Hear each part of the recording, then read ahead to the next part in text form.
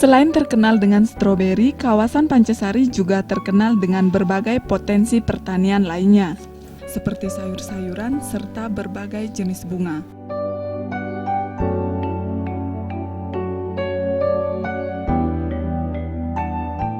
Unsur hara serta iklim yang sangat mendukung menjadikan para petani semakin mengembangkan lahan yang dimilikinya.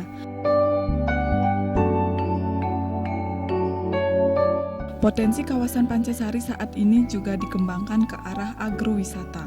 Hal tersebut menyikapi bahwa kunjungan wisatawan ke Bali cukup tinggi. Di sisi lain, tingginya aktivitas serta kebutuhan masyarakat juga menjadikan berbagai pertanian kian terserap di pasaran.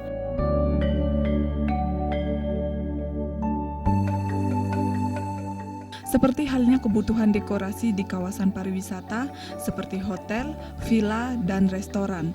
Seiring berkembangnya zaman, kehidupan masyarakat juga semakin modern. Hal tersebutlah yang menyebabkan kebutuhan hidup setiap orang semakin banyak.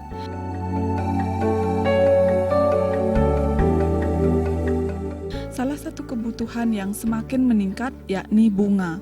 Berbagai jenis bunga mulai dibutuhkan oleh masyarakat untuk menunjang berbagai kegiatan, seperti dekorasi hotel, villa, dan restoran.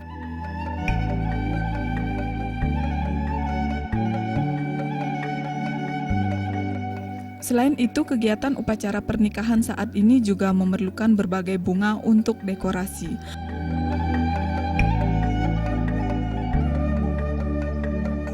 Bunga yang terserap di pasaran kerap digunakan oleh masyarakat untuk dekorasi pernikahan.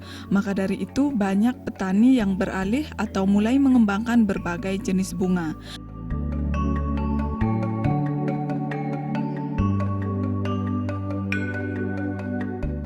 Seperti halnya yang diungkapkan oleh para petani yang ada di kawasan Pancasari, Kabupaten Buleleng.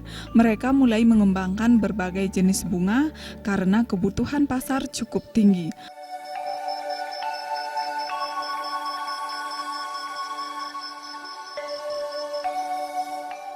Bunga yang dikembangkan yakni bunga yang mampu menunjang kebutuhan dekorasi seperti krisan, snapdragon, dan kala lili.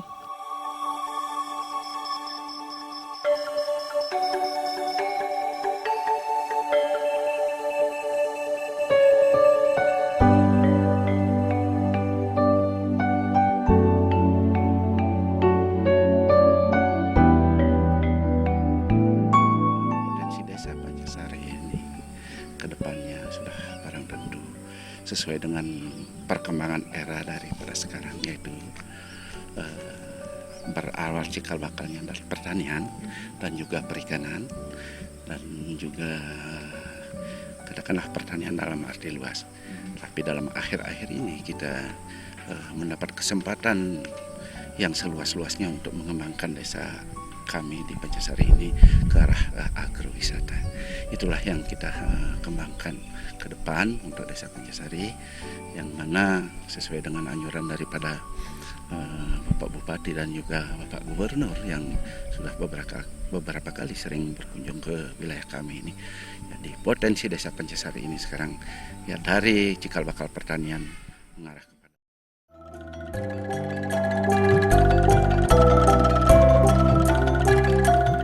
Ada berbagai hal yang perlu diperhatikan sebelum bertani bunga, yakni mempertimbangkan luas lahan, pembangunan greenhouse, dan pembibitan yang tepat.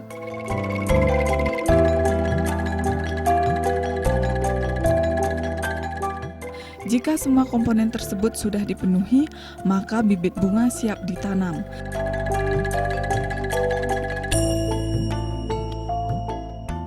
Ketika bunga sudah siap ditanam, ada beberapa hal yang juga perlu diperhatikan, yakni penyiraman dan pemupukan. Bunga disiram secara rutin setiap hari atau 2 hari sekali.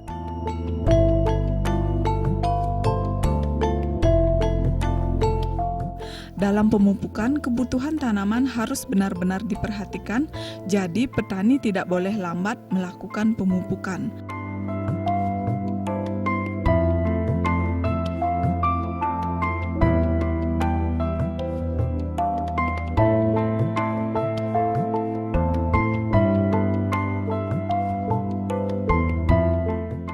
Di sini orang datang ke kawasan Bedugul atau desa Pancasari aja sudah sangat senang dengan udaranya, apalagi kita siapkan dengan sarana dan prasarananya.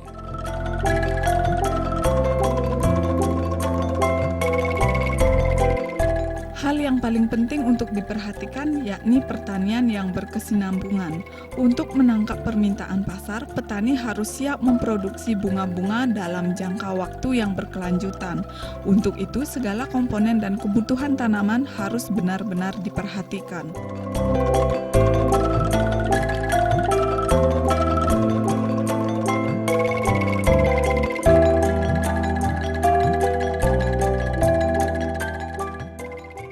Kita yang berkeinginan untuk pertanian berkelanjutan kan nggak bisa seperti itu. Kita harus berbudidaya tanaman bunga yang memang bisa kita budidayakan sepanjang musim supaya kita bisa mendapatkan hasil secara kontinu, kan begitu. Nah, ini kita mencoba mencari varietas-varietas yang memang seperti bunga lili yang saya sebutkan di awal tadi. Ketemulah dengan bunga kala lili. Kala lili kita coba tanam, kala lili berkembang, coba kita lempar ke pasar, ternyata pasar menyerap. Wah, ini peluang lagi, kita budidayakan itu. Tapi kembali lagi, kita tidak bisa hanya berbudidaya satu varietas saja. Pemeliharaan mirip dengan tanaman-tanaman bunga yang lain.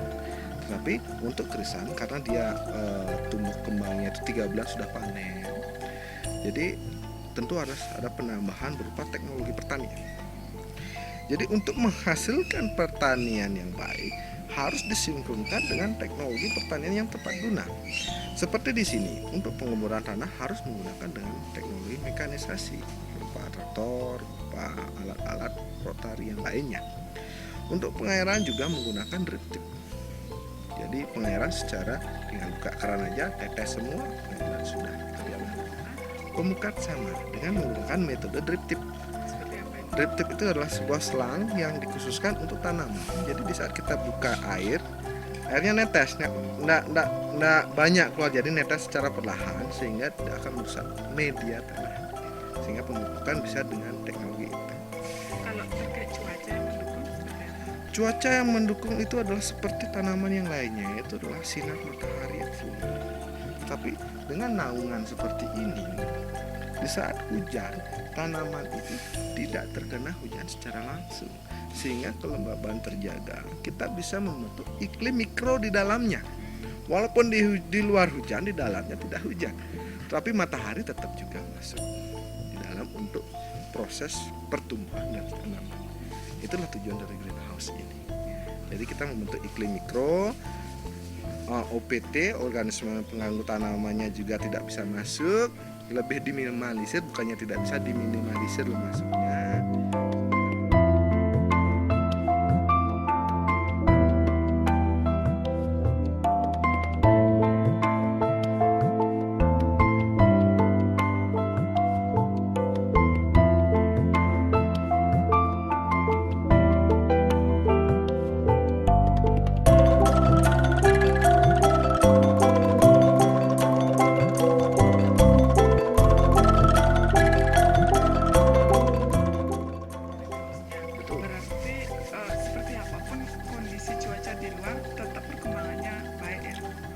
Tidak seperti itu, tapi tetap aja pengaruhnya. Karena kan walaupun di luar hujan, ada saja kelembaban yang terpengaruh di dalam. Kita tidak bisa membuat iklim mikro yang mutlak mikro. Pasti akan terpengaruh juga oleh lingkungan di luar. Cuma lebih terkurangi daripada tanpa greenhouse. Ya, untuk pembibitan memang itulah kendala dalam kami di sini, karena kami di sini sudah berproduksi secara serius dan kapasitas produksi kami terus meningkat. Saat ini sudah 200.000. Kebutuhan benih semakin hari semakin meningkat. Tapi kami masih sangat tergantung oleh Jawa, terutama Malang. Memang selama ini kami tidak ada masalah di benih karena kami berapapun kami butuhkan, Jawa selalu, Malang selalu bisa memenuhi kebutuhan. Tetapi ada kekhawatiran dalam diri kami seandainya di sana ada masalah, karena kita kan sama-sama ada berkembang. Kita tidak bisa jaminannya tidak ada. Itu keinginan kami bagaimana bisa memproduksi benih krisan yang sesuai dengan kebutuhan kami. Apa yang dimaksud dengan sesuai itu adalah kami memasarkan krisan secara langsung, tahu varietas mana yang dibutuhkan oleh pasar. Saat ini kami misalnya varietas Sina atau varietas bunga yang lain itu permintaannya tinggi, tetapi dari Jawa tidak bisa full karena dia punya varietas juga terbatas.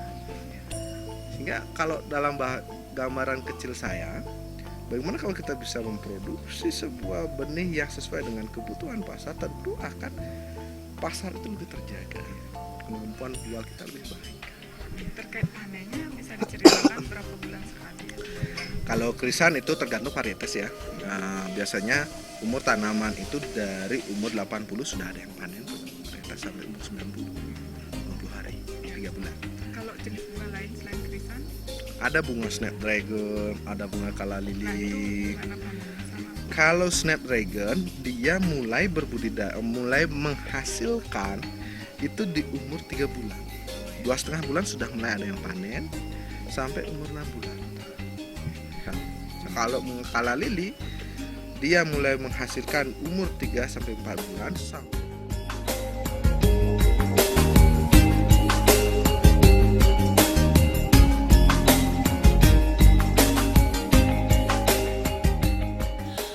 Petani sejauh ini memasarkan hasil produksinya di wilayah Denpasar, Badung, dan Gianyar, khususnya di daerah pariwisata seperti Kuta dan Ubud. Permintaan bunga dirasa cukup tinggi.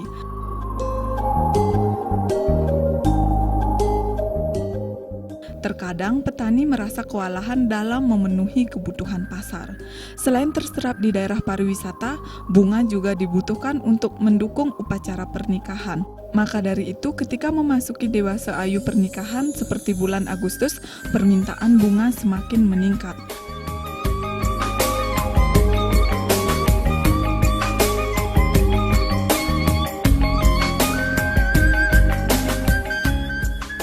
Kemana saja sih? Kalau pemasaran kami lebih ke daerah Denpasar, Kuta, juga sebagian di Ubud. Tersebar ya Mbak ya, tapi sebagian besar sih kita di Denpasar. Kalau pemasarannya apa saja yang paling gini, artinya tagihannya yang paling banyak jenis dari sekian jenis bunga? Hampir semua ya, bisa dikatakan semua tagihannya bagus di floris, jadi seperti krisan. Mana yang paling banyak? Yang paling banyak itu di daerah Denpasar sama Kuta. Oh ya. Berarti tagihannya ini tergantung musiman atau bagaimana? Pas saat apa sih yang paling tinggi tagihannya?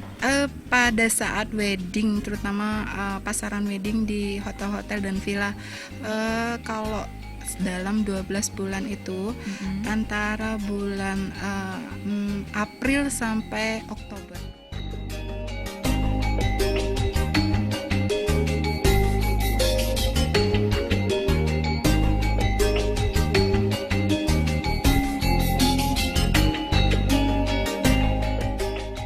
Bunga dijual dengan harga yang cukup bervariasi, mulai dari Rp300 per batangnya hingga Rp3.000 tergantung jenis dan kualitasnya.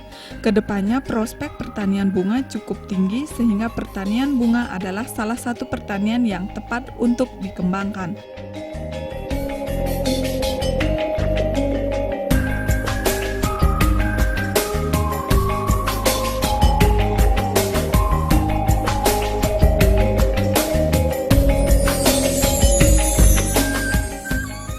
Pemirsa, sekian agrobisnis kali ini. Semoga informasi tadi bermanfaat bagi para petani Bali dalam menangkap peluang pasar.